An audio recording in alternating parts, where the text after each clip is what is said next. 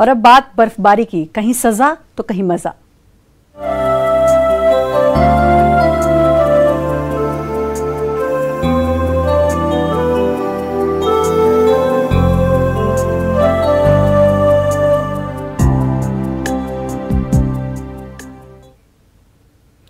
गुलमर्ग में ice rink पर ice hockey national tournament खेला चल रहा है। टूर्नामेंट का आयोजन ice hockey association of India करवा रहा है। टूर्नामेंट में दिल्ली, महाराष्ट्र, जम्मू और कश्मीर, उत्तराखंड, लद्दाख, हरियाणा, सेना और आईटीबीपी की टीमें हिस्सा ले रही हैं।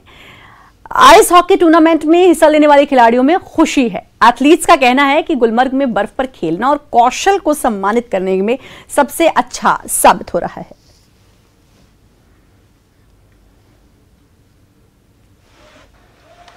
तो आइस हॉकी, जहां बर्फ की चादर बिछी हुई है, लोग परेशान हो जाते हैं, वहीं ये तस्वीर भी आप गुलमर्ग की देखिए, जहां इसी चादर पर हॉकी खेलकर लोग बहुत खुश भी नजर आ रहे हैं। खिलाड़ी बेहद खुश हैं। तस्वीरें आपके सामने हैं।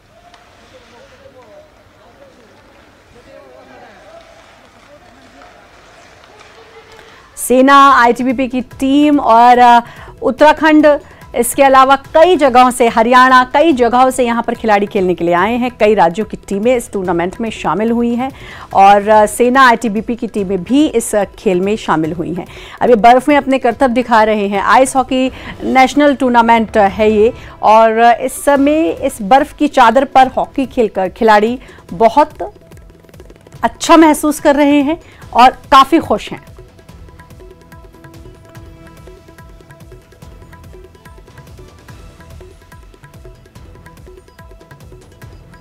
हमें आता नहीं है खेलना, बट स्टिल हम अपना बेस्ट दे रहे हैं। हम अपना 100% दिया।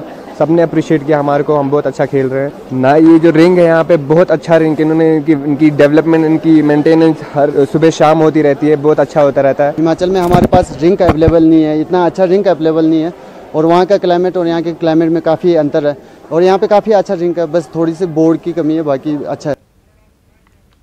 विंटर गेम्स एसोसिएशन और जवाहर पर्वतारोहण संस्थान के सहयोग से पहलगाम में दक्षिण कश्मीर स्कीइंग चैंपियनशिप का आयोजन किया गया, जिसमें 25 से ज्यादा स्काउट्स ने हिस्सा लेकर बर्फीली घाटियों में अपना कौशल प्रदर्शित किया। स्थानीय लोगों और खिलाड़ियों ने पहलगाम में इस तरह की खेल गतिविधियों का स्वागत किया और आगे भी उम्मीद जताई कि इस आयोजन ने पहलगाम को नई पहचान दिलाई और इस चैंपियनशिप में अच्छा प्रदर्शन करने वाले 10 खिलाड़ी अब गुलमर्ग में होने वाली चैंपियनशिप में हिस्सा लेंगे।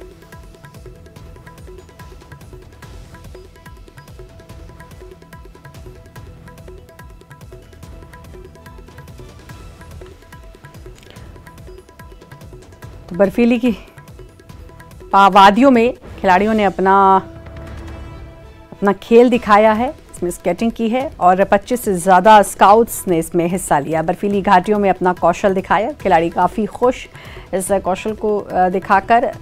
आपको बता दें कि 25 से ज़्यादा स्काउट्स ने इसमें हिस्सा लिया।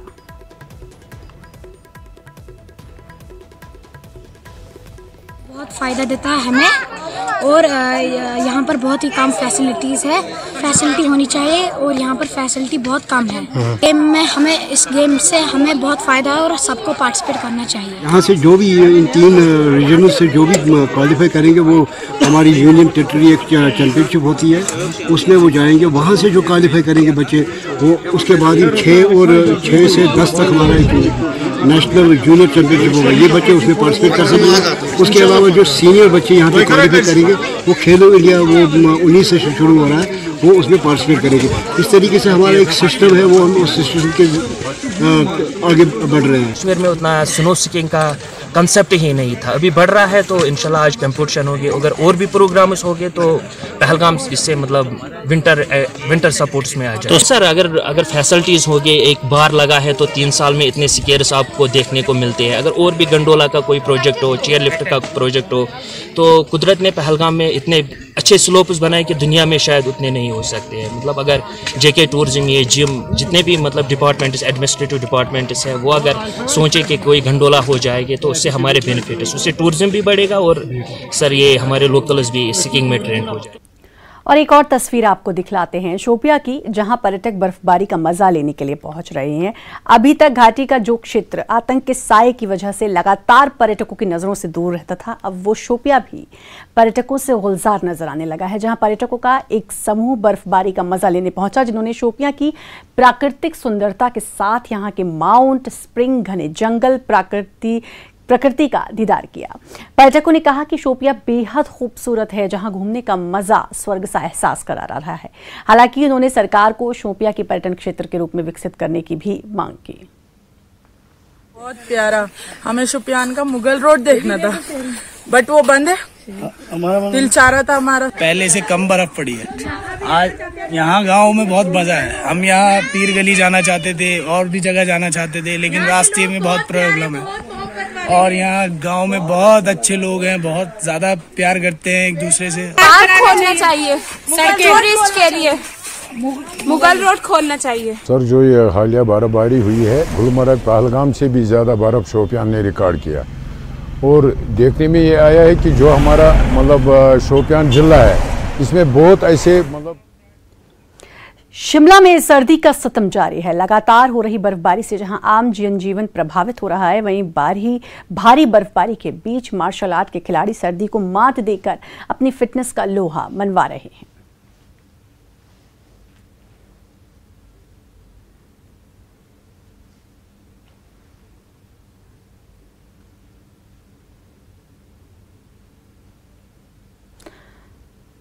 तो शिमला में बर्फबारी ने हालांकि जनजीवन को अस्त व्यस्त तो कर दिया है, लेकिन बावजूद उसके आप देखिए खिलाड़ी कितने खुश हैं और वहां पर अपनी फिटनेस का लोहा मनवा रहे हैं। बर्फबारी के कारण बांदीपुरा गुरेज रोड बंद हो गई है, जिसके बाद सीमा क्षेत्र गारेज और तुलिल के लिए नियमित हवाई सेवा चलाई जा रही है। सेवा से न केवल सैकड़ों यात्रियों को उनके घर तक पहुंचाया, बल्कि 1 दर्जन से ज्यादा बीमारों को भी अस्पताल पहुंचाया गया। और ट्यूलिल और बख्तूर के लिए ये सेवा पूरे क्षेत्र के लोगों के लिए फायदेमंद साबित हो रही है।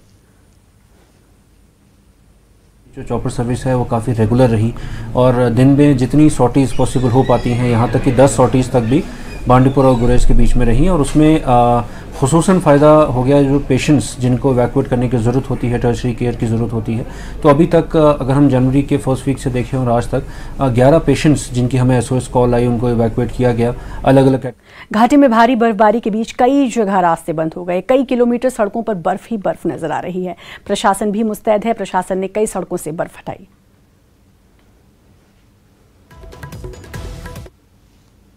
यहाँ बुलाक बख्तौर कंजलवन का एक गांव कुरकबल है, वहाँ पिछली बर्फबारी के बाद रोड बंद था। तो कल हमने वहाँ मैकेनिकल डिपार्टमेंट के ज़रिए हमने रोड खुलवा दिया। मैं SDM साहब और मैकेनिकल डिपार्टमेंट का शुक्रगुजार। और आपको श्रीनगर की तस्वीर दिखाते हैं, जहां बर्फबारी से आम जनजीवन प्रभावित हो रहा है। जिधर देखिए उधर बर्फ ही बर्फ नजर आ रही है। यूं मानिए पूरी घाटी सफेद चादर में लिपटी हुई नजर आ रही है। देखिए ये खूबसूरत नजारा।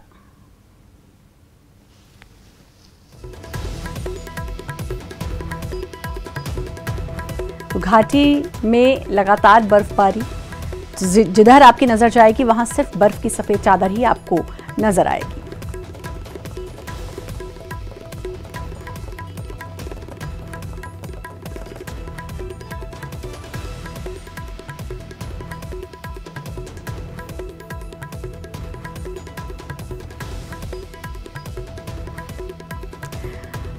तो घाटी का ये नज़ारा है, जहां बर्फ की चादर में सड़कें बिल्कुल लिपट गई हैं, सड़कें सफ़ेद हो गई हैं, और जहां भी आपकी नज़र जाएगी वहां सिर्फ और सिर्फ आपको बर्फ ही नज़र आएगी।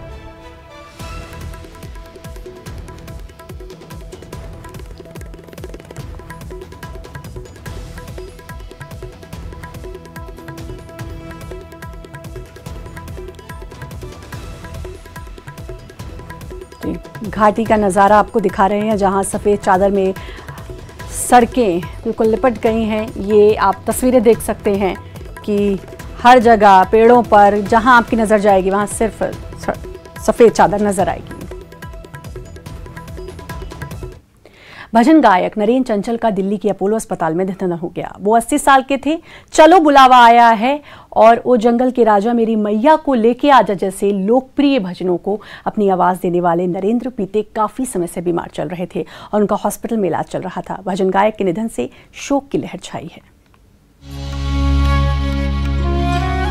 चलो बुलावा आया है हो या ओ जंगल के राजा मेरी मैया को लेके आजा जैसे भजनों से लोगों के दिलो दिमाग में राज करने वाले भजन सम्राट नरेंद्र चंचल का 80 साल की उम्र में निधन हो गया है।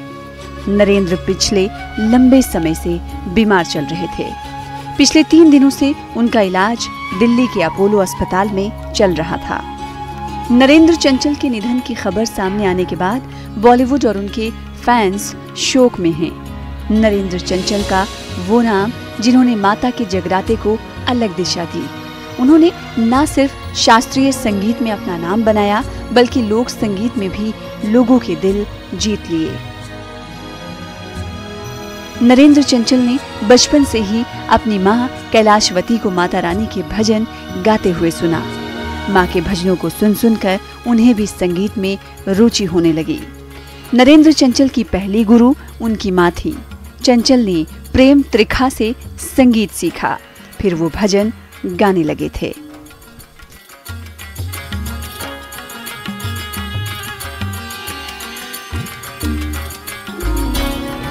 और नरेंद्र चंचल के निधन पर सीएम शिवराज ने दुख जताया। सीएम ने ट्वीट किया है कि भजन सम्राट नरेंद्र चंचल जी मेरे आत्मीय रिश्ते थे। उनसे मिलने, उनके भजनों को प्रत्यक्ष रूप से सुनने का सौभाग्य मुझे कई बार मिल चुका है। प्रातःकाल उनके भजनों को सुनकर मन, भाव, विभोर और अंतर्मन अप्रतिम आध्यात्मिक एवं नई ऊर्जा से भर जाता था। वक्त ब्रेक का जल्द हासिल। ब्रेक के बाद एक बार फिर से आपका स्वागत है। इंदौर में गरीबों का अनाज लूटकर राशन माफिया बने दवे परिवार के बारे में प्रशासन की शुरुआती जांच में तमाम खुलासे हुए हैं। इस घोटाले में परिवार के ही 2 सदस्य शामिल हैं, भरत और श्याम दवे। इन्होंने एक एक करके परिवार के बहू, बेटे, भाभी, भतीजे, भांजे सभी को कई सहकारिता उपभंडार में पदाधिकारी और उचित मूल्य की दुकान में विक्रेता बनाकर इस घोटाले को अंजाम दिया। और इसी के साथ फिलहाल इस बुलेटिन में इतना ही। नमस्कार।